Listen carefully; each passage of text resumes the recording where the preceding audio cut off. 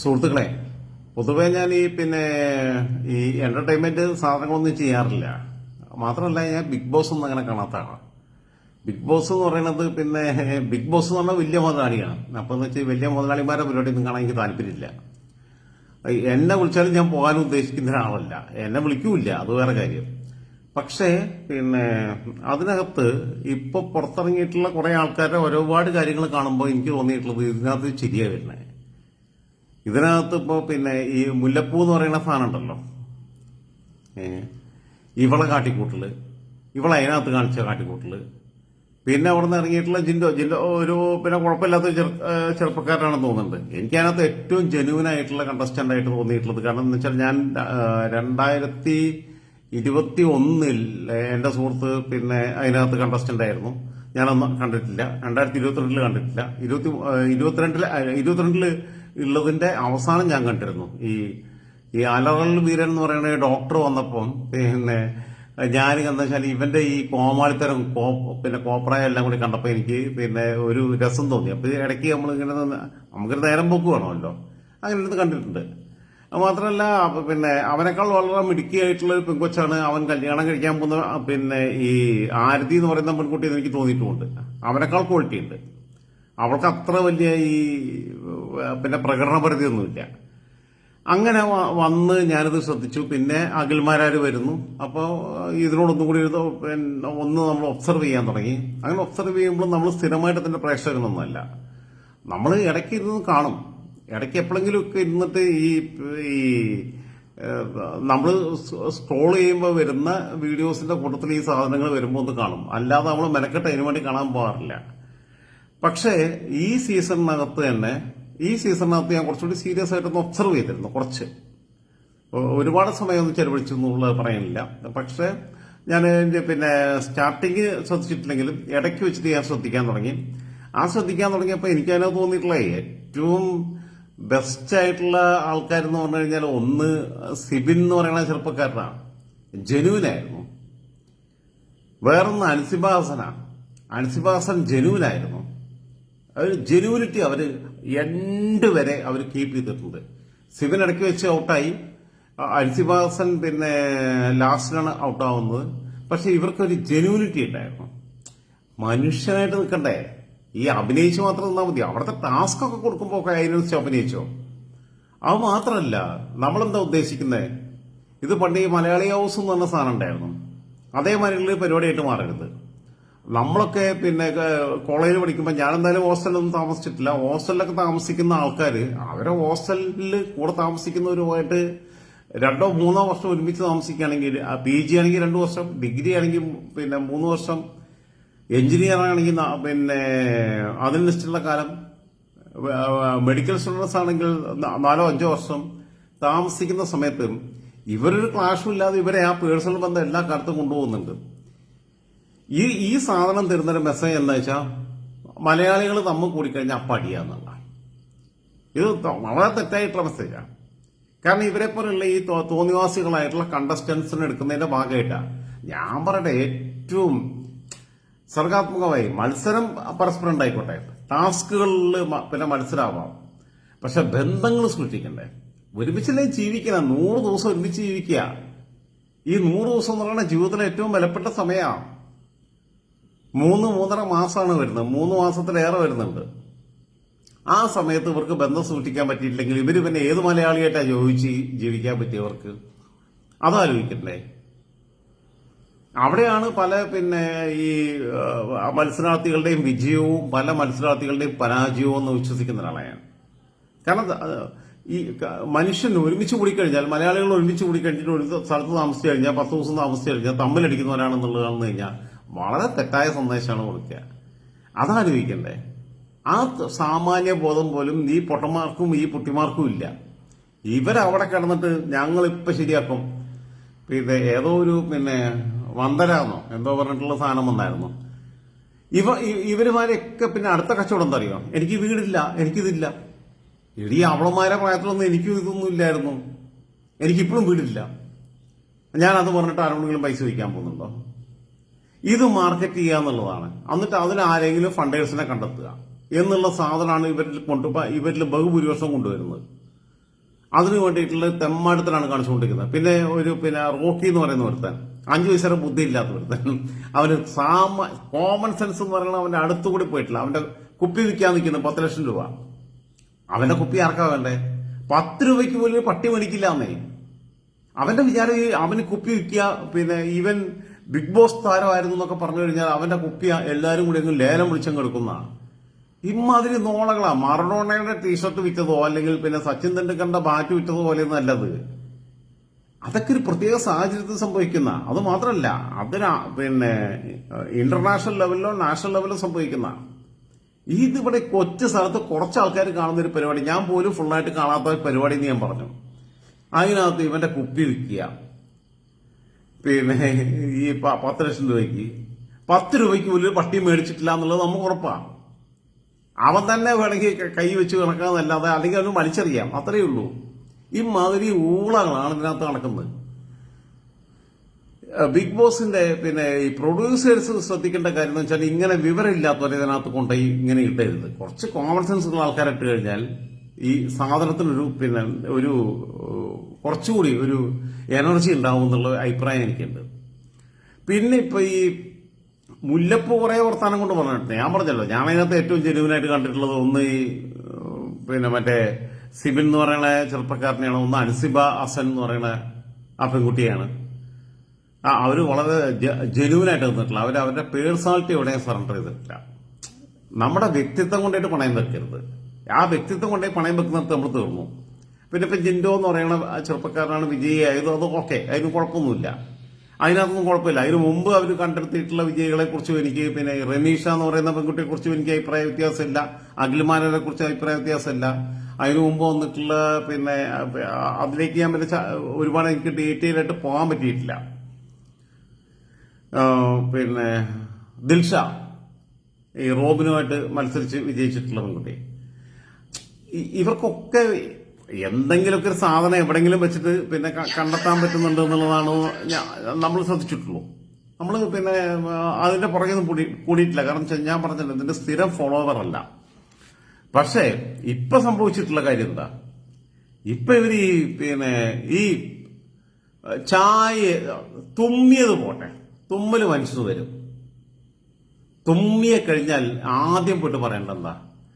അറിയാതെ ഞാൻ ചായയിൽ തുമ്മിപ്പോയി, അതുകൊണ്ട് ചായ നിങ്ങൾ കുടിക്കണ്ട, നിങ്ങൾ ഇന്ന് ചായ ഇല്ല എന്ന് പറയണ്ടേ? അല്ലെങ്കിൽ അടുത്ത ചായ ഉണ്ടാക്കുക. അടുത്ത ചായ ഉണ്ടാക്കാൻ അവിടെ അനുവാദം ഇല്ല എന്നുണ്ടെങ്കിൽ ചെയ്യേണ്ടത് സാമാന്യ മര്യാദ അതാ.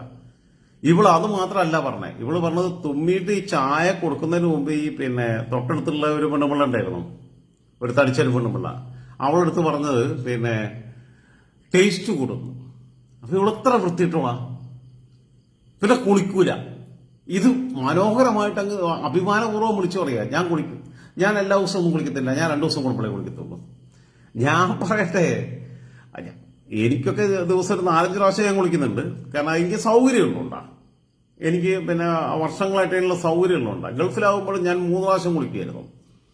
ചൂട് കാലത്ത് ഫ്രീസറിൽ വെള്ളം വെച്ചിട്ട് ആ പിന്നെ കുപ്പിക്കകത്തുള്ള ഐസ് എടുത്തിട്ട് വെള്ളത്തിലിട്ടിട്ട് ബക്കറ്റിലിട്ടിട്ട്, അപ്പൊ പിന്നെ ഷവർ എടുക്കാൻ പറ്റില്ല, ഷവറിൽ ഭയങ്കര ചൂടായിരിക്കും.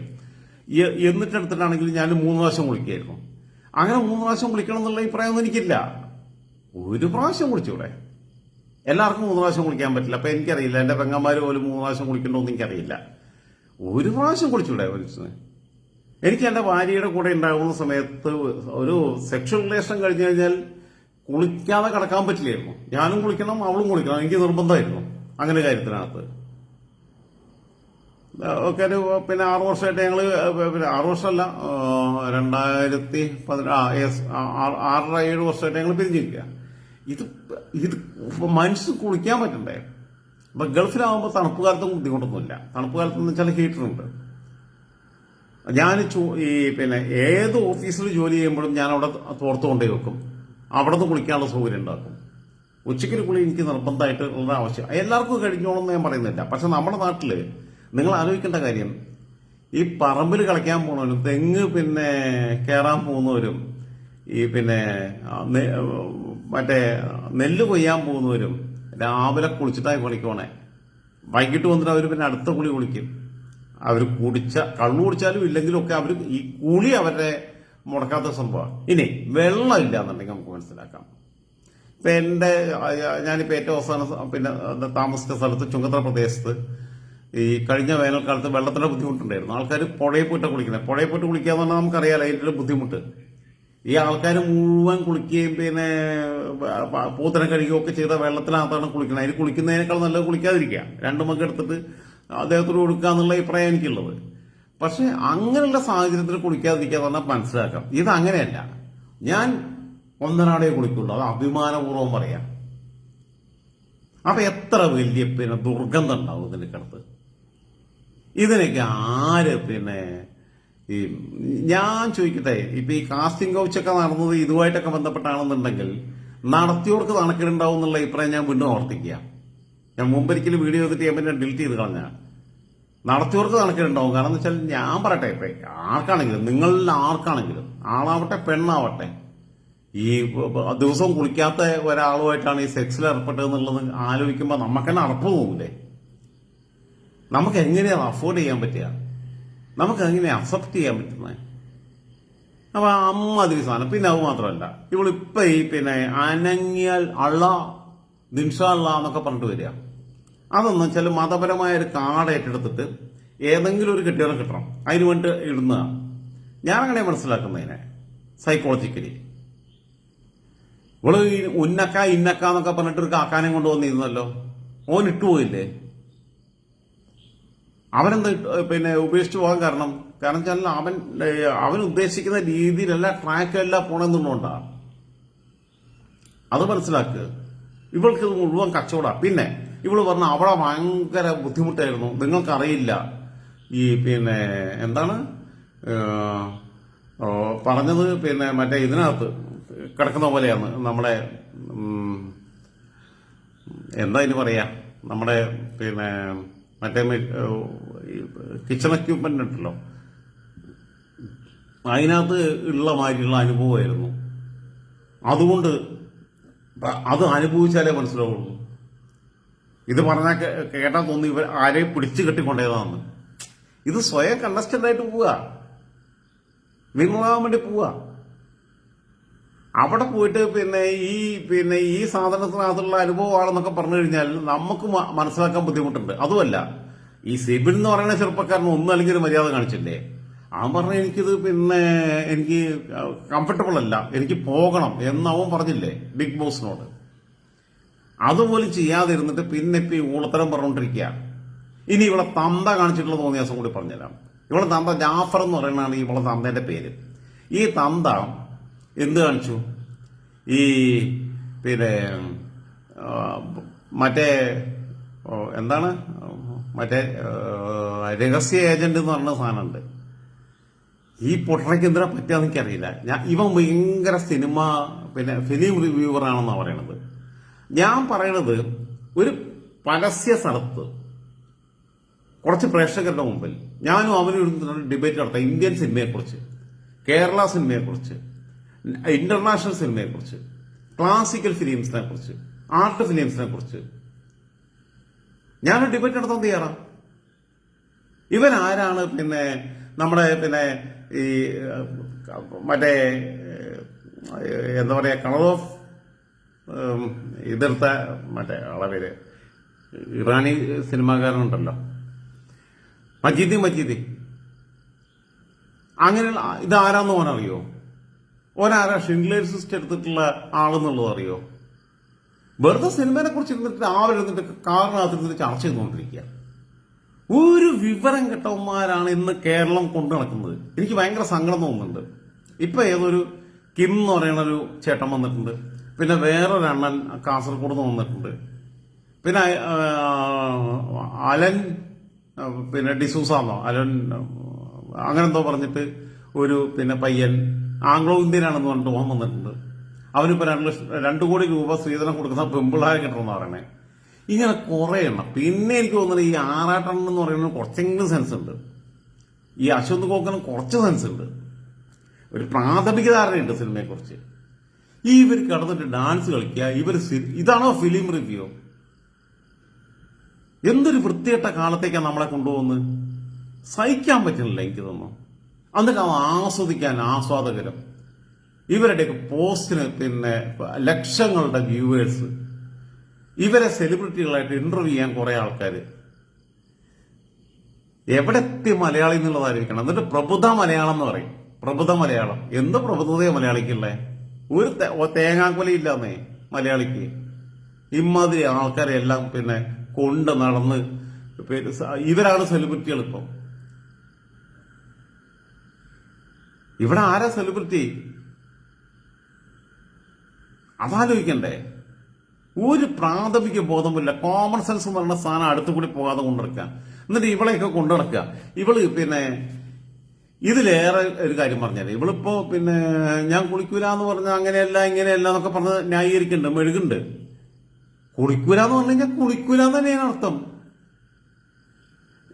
ഇനിയിപ്പം സാധാരണഗതിയിലൊക്കെ എന്തെങ്കിലും ശാരീരിക പ്രശ്നം ഉണ്ടെങ്കിൽ കുളിക്കാതിരിക്കാം ഒരു ദിവസം. ഞാൻ 2 ദിവസം കൂടുമ്പോഴേ കുളിക്കുള്ളൂ എന്ന് പറഞ്ഞു കഴിഞ്ഞാൽ അത് വൃത്തിഹീനമായ സ്വഭാവമാണ്.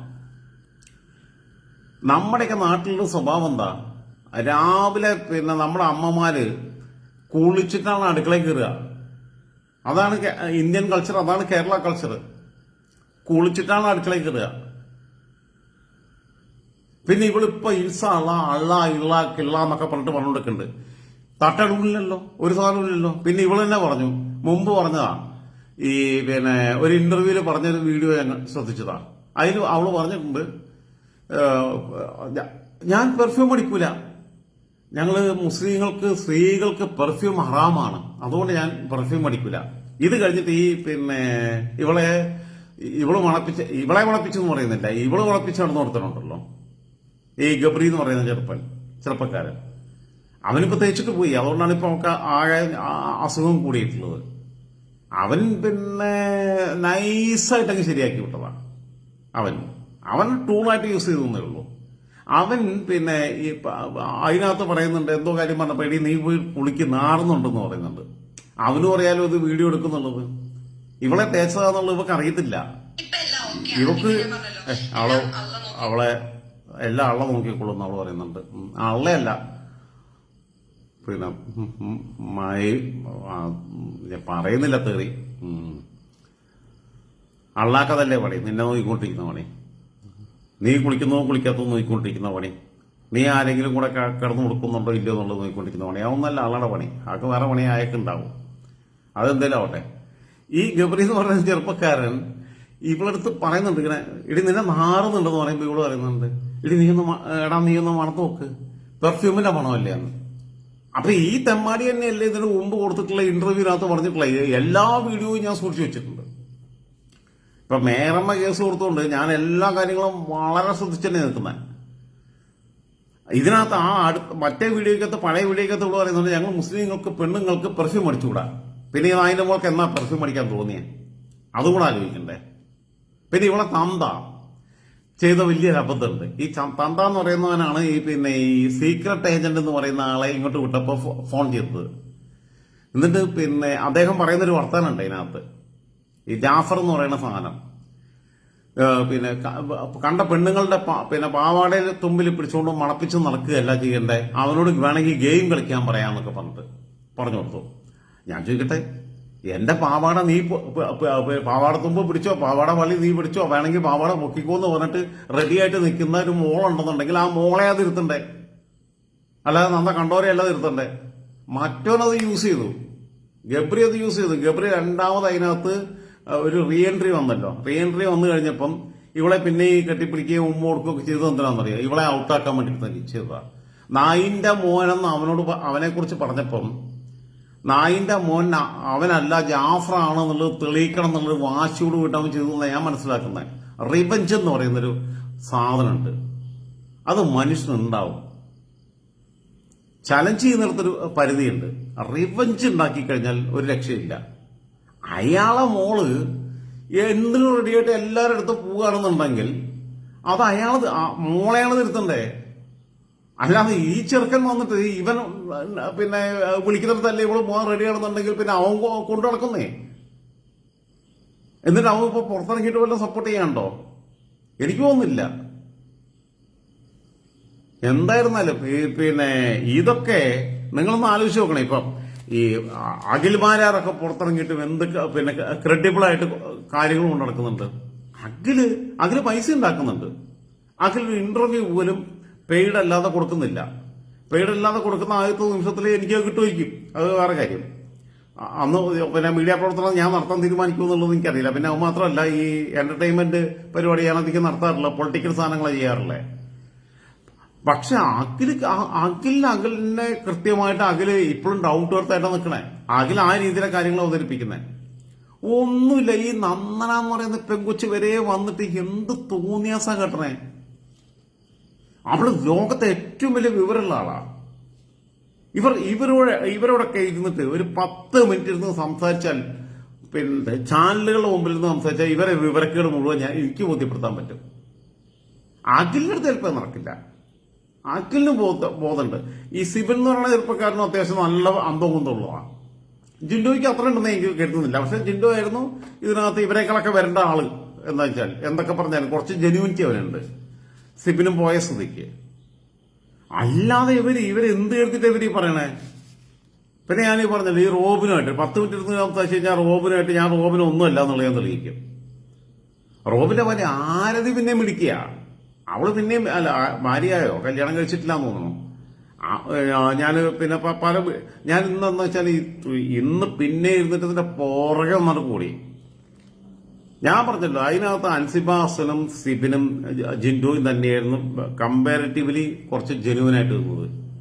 ഈ നന്ദന എന്ന് പറഞ്ഞ കുട്ടിയോട് ചെന്നപ്പം എന്നെ തോണ്ടാൻ വന്നാൽ ഞാൻ എന്തോ മാന്തും എന്നൊക്കെ പറഞ്ഞിട്ട് ചെന്ന് എന്തോ തേങ്ങ ചെയ്തേ. എന്നിട്ട് പുറത്തിറങ്ങിയിട്ട് കച്ചവടം നടത്തുക. എനിക്ക് വീടില്ല, എനിക്കിതില്ല. വീടില്ലാത്ത ഒരുപാട് പേരുണ്ട് മോളെ, വീടില്ലാത്ത ഒരുപാട് പേരുണ്ട്. നിന്റെ പ്രായത്തിൽ എനിക്ക് വീടുണ്ടായിരുന്നില്ല, ഇപ്പോഴും എനിക്കില്ല. എനിക്കിപ്പോഴും ഇല്ല. മേടിക്കാൻ പറ്റാണ്ടല്ല, ഇപ്പൊ ഞാൻ വേണ്ടാന്ന് കരുതില്ല തൽക്കാലം. ഇത് കച്ചവടം നടത്തിയിട്ട് പിന്നെ പൈസ ഉണ്ടാക്കുക, പിന്നെ ഫണ്ടിങ് നടത്തുക എന്നുള്ള ഒരു ഉദ്ദേശത്തോടുകൂടി ദുരുദ്ദേശത്തോടുകൂടി നിങ്ങൾ വരുന്നത് ശരിയല്ല. ആര് വന്നാലും. ഇനിയിപ്പോ ഇവളാണെങ്കിലും ഈ മുല്ലപ്പൂവിനാണെങ്കിലും മുല്ലപ്പൂന്റെ തന്തയ്ക്ക് നാണല്ലേന്നാണ് ഞാൻ ചോദിക്കുന്നത്. മുല്ലപ്പന പിന്നെ ഇവന്റെ എന്തോ സാധനം ഈ ഗബ്രി വന്നു കഴിഞ്ഞപ്പോ അവന്റെ സാധനങ്ങളെല്ലാം പെറുക്കി വെച്ചിട്ട് പൂജിച്ചുകൊണ്ടിരിക്കുകയെന്നല്ലോ. മുല്ലപ്പന തന്തയ്ക്ക് നാണല്ലേ? ജീവിക്കാൻ ഗതികേടുണ്ടായിട്ടാണോ ഈ പണിക്ക് പോയത്? കിടന്നു കൊടുക്കാൻ നമ്മുടെ നാട്ടിൽ ആൾക്കാർ പോകുന്നുണ്ട്. വേശ്യാവൃത്തിക്ക് സ്ത്രീകൾ പോകുന്നുണ്ട്, പുരുഷന്മാര് പോകുന്നുണ്ട്, ഒക്കെ പോകുന്നുണ്ട്, എന്തിനും പോകുന്നുണ്ട്. പക്ഷെ അത് പോകുമ്പോൾ എന്താ വെച്ചാൽ അവരെ ജീവിതത്തിന്റെ ഗതികേട് കൊണ്ടാണ്. അവരെ മുമ്പിൽ വേറെ മാർഗമില്ലാത്തതുകൊണ്ടാണ്. അവർക്ക് അത് മാത്രമേ മാർഗമുള്ളൂ അവരെ മുമ്പിൽ. അവർക്ക് ഒരു പിന്നെ കൂലിപ്പണിക്ക് പോയിട്ട് കിട്ടുന്ന 700 രൂപ പോരാ. അവർക്ക് വേറെ എന്തെങ്കിലും വിഷയങ്ങളുണ്ടാവും, എന്തെങ്കിലും അല്ലെങ്കിൽ മക്കളെ ചികിത്സ ഉണ്ടാവും, ബാക്കിയുള്ള കാര്യങ്ങളുണ്ടാവും. അങ്ങനെ ഗതികേട് കൊണ്ട് പോകുന്നവരാ. അല്ലെങ്കിൽ കുഞ്ഞുങ്ങളെ പഠിപ്പിക്കണം. അങ്ങനെയാണോ പോയത് ഇവളൊക്കെ? അത്യാവശ്യം സൗകര്യമുള്ള പിന്നെ ജീവിതത്തിൽ നിൽക്കുന്നവര് ഇമാതിരി തോന്നിയാസത്തിന് പോകുമ്പോൾ ഒന്ന് ആലോചിക്കണം. കച്ചവടമായിരുന്നു, തനി കച്ചവടം. ഈ അഖിൽമാരാര് പറഞ്ഞ കക്ഷി ഇവളാണോ എന്നുള്ളത് എനിക്ക് സംശയമുണ്ട്. ഈ മുല്ലപ്പൂവാണോ എന്നുള്ളത്. ഇനിയിപ്പൊ ഞാൻ അതിനകത്തുള്ള ജാസ്മിന്റെ കുറച്ച് പിന്നെ ഓഡിയോ ഒന്ന് കേൾപ്പിച്ചു തരാം. വിശ്വാസം എനിക്കുണ്ട്. ഇതിന്റെയൊക്കെ തെളിവുകൾ വേണമെങ്കിൽ ഞാൻ പ്രൂഫ് ഞാൻ കൊണ്ടുവരാൻ, എനിക്ക് ഒരു പ്രശ്നമില്ല. പിന്നെ അയ്യോ കൊത്തോന്ന് കിടന്ന് വിളിച്ചിട്ടോ നിലവിളിച്ചിട്ടോ കാര്യമില്ല. ഇതുവരെ നീ കിടന്ന് കളിച്ചപ്പോ ഞാൻ ഇതിനകത്ത് ഇല്ലായിരുന്നു എന്ന് ഓർക്കണം. ഞാൻ അതിനകത്തായിരുന്നു, പലതും ഞാൻ അറിഞ്ഞിട്ടില്ല, കേട്ടില്ല. ഇപ്പൊ നീയൊക്കെ കളിക്കുമ്പോൾ ആലോചിക്കേണ്ട ഒരു കാര്യം, ഞാനിവിടെ ഉണ്ട്, ഞാനിവിടെ ജീവനോടുണ്ട്, ഞാൻ ചാവുന്നവരിവിടെ കാണും. ഞാൻ എന്റെ അടുത്ത് ഓരോടായി നീയൊക്കെ കളിക്കുമ്പോൾ ആലോചിക്കണമായിരുന്നു എന്നൊക്കെ പറഞ്ഞു. ആരൊക്കെ കളിക്കുമ്പോഴാണെന്നുള്ള അറിയത്തില്ല. എന്തായാലും ആരെങ്കിലും അവളെ കളിക്കാൻ പോയതെന്ന് എനിക്കറിയില്ല. ഞാനെന്തായാലും പോയിട്ടില്ല. പിന്നെ ഇവൾക്ക് പിന്നെ ഇതിനകത്ത് എന്തെങ്കിലും ഒരു വിവരം ഉണ്ടെന്നുണ്ടെങ്കിൽ ഇവളിപ്പിന് മറുപടി പറയട്ടെ. ഇവളെന്താ ചെയ്യാൻ പോകുന്നതെന്നുള്ളത് കൂടെ പറയട്ടെ. ഞാൻ പറഞ്ഞല്ലോ, ഞാൻ എന്തായാലും ഫേസ് ചെയ്യാൻ റെഡി ആയിട്ടാ നിൽക്കണേ. ഇനി ആലോചിച്ചും കണ്ടുപഠിക്കണം. കാരണം നീയൊക്കെ ഈ പ്രൂഫ് തേങ്ങ വാങ്ങാന്നൊക്കെ പറഞ്ഞു കൊണ്ടിരുന്നതിന്റെ എനിക്ക് പറയാം, നിങ്ങൾക്കും അറിയാം. അപ്പം ഞാൻ കൊണ്ടുവരും. പിന്നെ അതായിപ്പോയി ഇതായിപ്പോയി അങ്ങനെ ഇതായിപ്പോയി എന്നൊന്നും പറയാൻ പോകുന്നില്ല മോളെ. നീ തന്നെയാണ് പറഞ്ഞത് പിന്നെ പെർഫ്യൂം അടിക്കാൻ പാടില്ല എന്നുള്ളത് പിന്നെ ഞങ്ങളുടെ മതനിയമത്തിലുണ്ട് എന്നുള്ളത്. അത് കഴിഞ്ഞിട്ട് നീ തന്നെയാണ് പറഞ്ഞത് പെർഫ്യൂം അടിച്ചു എന്നുള്ളത്. ഈ പിന്നെ മറ്റവന്റെ അടുത്ത് പിന്നെ ഈ കെട്ടിപ്പിടിക്കുകയും പിന്നെ ഹഗ് ചെയ്യുകയും ഒക്കെ ചെയ്യുമ്പോൾ പറഞ്ഞ് അതൊന്നും തെറ്റാണെന്നുള്ള അഭിപ്രായം എനിക്കില്ല. ഇപ്പോ നമ്മുടെ ദിവ്യ സയ്യരും കെ രാധാകൃഷ്ണൻ തമ്മിലുള്ള ഹഗ്ഗിങ് പോലും ഞാൻ ഏറ്റവും പോസിറ്റീവായിട്ട് എടുത്തിട്ടുള്ളത്. ഞാൻ അങ്ങനെ ചെയ്യുന്ന ആളുമാണ്, എന്റെ സഹോദരിമാരും അങ്ങനെ ചെയ്യുന്ന ആളാണ്. പക്ഷെ അത് കഴിഞ്ഞിട്ട് പിന്നെ നീ ഇത് മാറ്റി കോണത്തെ വർത്താനം കൊണ്ടുവരരുത്. ഇനി ബാക്കി കൂടെ പറഞ്ഞിട്ട് കാര്യമില്ല. അതുകൊണ്ട് മക്കളെ ഞാൻ വിടുകയാണ്, പലതും ഞാൻ ക്ഷമിക്കുകയാണ്. അള്ള നോക്കിക്കോ. മക്കളെ ഞാൻ വിടുകയാണെന്ന് ഇപ്പോൾ ആരാന്ന് അറിഞ്ഞില്ലേ? മക്കളെ ഞാൻ വിടുകയാണെന്ന്. ചേട്ടന്മാരെ ചേച്ചിമാരെന്നൊക്കെ പറഞ്ഞാൽ കുറച്ചും കൂടി പറയാം, കാരണം അവളെക്കാൾ പ്രായം കൂടി ആൾക്കാരെ ഈ ഓഡിയൻസിനകത്ത് കൂടുതലുള്ളത്. മക്കളെ ഞാൻ വിടുകയാണെന്ന്. ഇവളെ പറയുന്നില്ല മറ്റേടത്ത വർത്താനം കൊണ്ട്. ഞാൻ വിടുകയാണ്, എന്റെ ലൈഫ് നോക്കി ഞാൻ പോവാണ്. അപ്പോ അത്രേ ഉള്ളൂ. അപ്പൊ എനിക്ക് തെറ്റിപ്പോയ തെറ്റ് നിന്റെ ലൈഫ് നീ നോക്കിയല്ലോ. ഉന്നക്ക കിന്നക്ക എന്നൊക്കെ പറഞ്ഞല്ലോ, ഉന്നക്ക പോലും വേണ്ടാന്ന് പറഞ്ഞു. അത് എന്തുകൊണ്ട്? നീ കുളിക്കാത്തോണ്ട് മാത്രമല്ല, വേറെയുള്ള പല കാരണങ്ങളും കൊണ്ടായിരിക്കുന്നുള്ളത് നമുക്ക് മനസ്സിലായിക്കൂടെ? അത് അവൻ തന്നെ പറഞ്ഞിട്ടുണ്ടല്ലോ വീഡിയോ. അതുകൊണ്ട് ആ വീഡിയോ ഞാൻ ഡൗൺലോഡ് ചെയ്ത് വെച്ചിട്ടുണ്ട്. നീ കേസ് കൊടുക്കണേ. ഇനി അടുത്തും കൂടെ ശ്രീപീഠനത്തിന് കേസ് കൊടുക്കുന്നേ. എല്ലാവർക്കും എല്ലാത്തിനും ഞാൻ എന്താ പറയാ പറ്റിപ്പോയി, എല്ലാം തിരുത്താൻ ശ്രമിക്കാം. പിന്നെ കുറെ വൃത്തിയുടെ അതിന്റെ കാര്യങ്ങളൊക്കെ ഇത് പറഞ്ഞാൽ മതിയെന്ന് ഈ ഒറ്റ വാക്കിൽ അവസാനിപ്പിക്കേണ്ടതാ. എനിക്ക് ഒരുപാട് തെറ്റ് പറ്റിപ്പോയി, നിങ്ങളെല്ലാം ക്ഷമിക്കണം, ഞാൻ ഇനി അത് ആവർത്തിക്കില്ല എന്നൊരൊറ്റ വാക്കിൽ അവസാനിപ്പിക്കാമായിരുന്ന വിഷയമാണ്. തെറ്റാർക്കും പറ്റും, എനിക്ക് പറ്റും. ഞാൻ പറഞ്ഞിട്ടില്ല ഞാൻ നിങ്ങളോട്, ഞാൻ ചിലപ്പോൾ മദ്യപിച്ച് ഇതാവാറുണ്ട്, ഞാൻ ചിലപ്പോൾ അങ്ങനത്തെ ഒരു സൈക്കിക് ഡിസോർഡറിലേക്ക് പോകാറുണ്ട് ഒക്കെ ഉള്ളത് ഞാൻ നിങ്ങളോട് ഈ വീഡിയോകൾക്കകത്ത് പറയുന്നുണ്ട്. ഇത് പറയുന്നതിന് പകരം ഈ സെൽഫ് ജസ്റ്റിഫിക്കേഷന് വേണ്ടിയിട്ട് അതിനിടയിൽ കൂടെ ഇടയ്ക്കൊരു എനിക്ക് തെറ്റുപറ്റിപ്പോയി എന്ന് പറയാം. ഇനി ബാക്കി കൂടെ കേട്ടോ. ചൊറിയുന്നതും മൂക്കുന്ന് നേരെയാക്കുന്നവരെ കുറെ പറഞ്ഞിരുന്നു. പിന്നെ എനിക്ക് പറ്റിപ്പോയിട്ടുണ്ട് കേട്ടോ, ഇല്ലെന്നൊന്നും. മൂക്ക് നേരെയാക്കുന്നു, മൂക്ക് ചൊറിയുന്നു എന്നല്ല, താടിയും ചൊറിയുന്നു, കണ്ണും ചൊറിയുന്നു. ഇതാണോ പ്രശ്നം? അതല്ല പ്രശ്നം. നീ തുമ്മിയ ചായ നീ മറ്റുള്ളവർക്ക് അറിയാതെ കൊടുത്തതാണെങ്കിൽ പോലും പ്രശ്നമില്ല. ആ തുമ്മലയിൽ തെറിച്ചിട്ടില്ല എന്ന് എഴുതിയിട്ട് ടേസ്റ്റ് കൂടട്ടെ എന്നാ നീ പറഞ്ഞേ. തെമ്മാടിത്തരല്ലേ നായിന്റെ മോളെ നീ പറഞ്ഞേ? നിന്നെ തന്നേ തള്ളേ നിന്നെ പഠിപ്പിച്ചേ? അമ്മാരി തെമ്മാടിത്തരല്ലേ നീ കാണിച്ചേ? നീ കേസ് കൊടുക്കണേ പാട്ടി. ഇനി ബാക്കി കൂടെ കേക്ക്, കാരണം എല്ലാ വീഡിയോയും ഞാൻ ഡൗൺലോഡ് ചെയ്ത് വെച്ചിട്ടുണ്ട്. നീ എന്താ കരുതിയേ? ന്യായീകരിക്കുക, ജസ്റ്റിഫൈ ചെയ്യാൻ വേണ്ടി വന്നിരിക്കുക. ഒരു മാറ്റേണ്ട വർത്താനം. തുമ്മിയിട്ട് ചായ കൊടുക്കുമ്പോൾ അടുത്തിരിക്കുന്ന സ്ത്രീയുടെ അടുത്ത് പറയാ, അവളാണെങ്കിലും ഒന്നിനും കൊള്ളാത്തുള്ളൂ, അവളെ സ്ഥാനത്ത് ഞാനാണ് നിന്റെ കൂടെ കിച്ചണിലുണ്ടെന്നുണ്ടെങ്കിൽ കൊടുക്കാൻ പറ്റില്ല, നമുക്ക് അവരെ കൺവിൻസ് ചെയ്യാം. രണ്ടാമത്തെ ചായ ഉണ്ടാക്കാൻ ബിഗ് ബോസിൽ പെർമിഷൻ ഇല്ല എന്നുണ്ടെങ്കിൽ നമുക്ക് അവരോട് പറയാം,